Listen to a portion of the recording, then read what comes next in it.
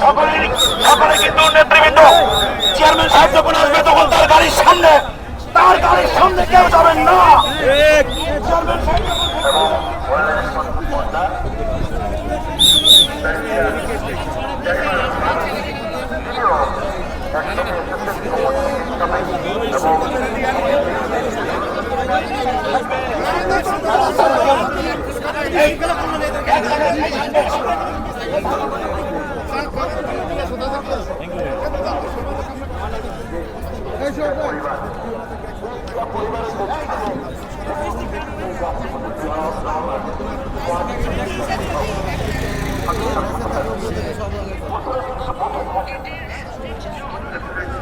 এটা একটা ঐতিহাসিক দিন।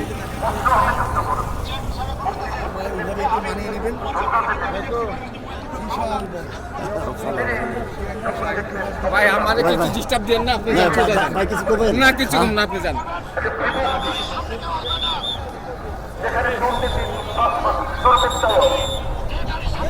এটা ঐতিহাসিক দিনে কিছু বলবেন না? আজকে কিছু করবো না, এখন আমার কিছু করার মুড নেই, আপনি যান।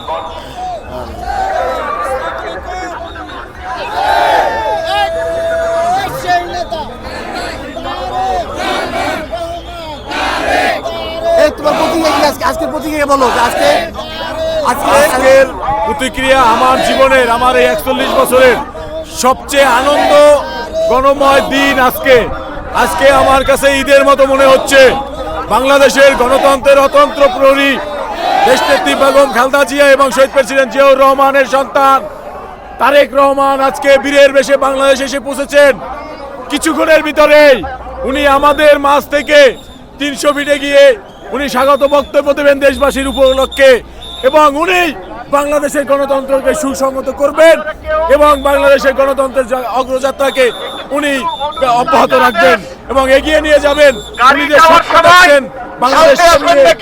সেই স্বপ্ন ইনশাআল্লাহ ওনার সাথে থেকে আমরা দেশবাসী সকলে মিলে সেই স্বপ্ন বাস্তবায়ন করব ইনশাআল্লাহ। ধন্যবাদ, ধন্যবাদ।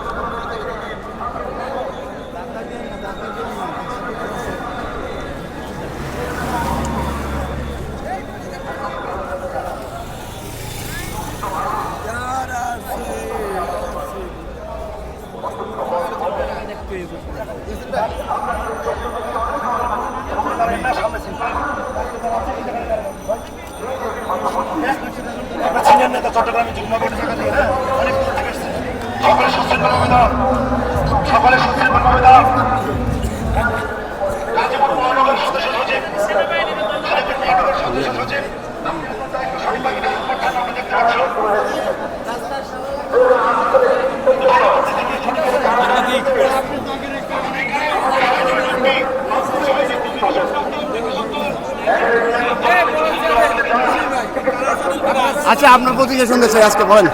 কৃষক দল আপনারা দুই পাশে সুশৃঙ্খলভাবে আপনারা ক্যাপ মাথায় দিয়ে দাঁড়িয়ে পড়ুন।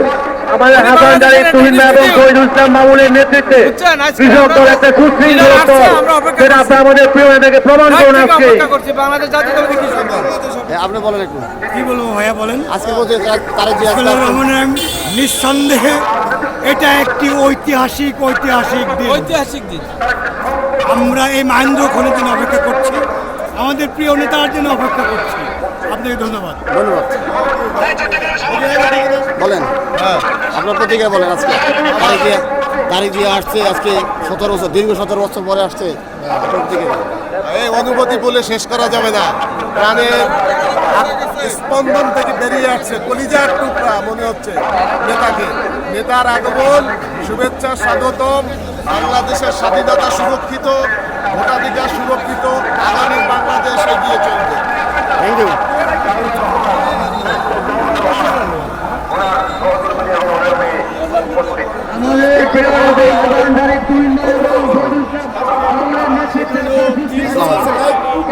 বলেন আজকে লাইভ না, এটাই করবো আমি।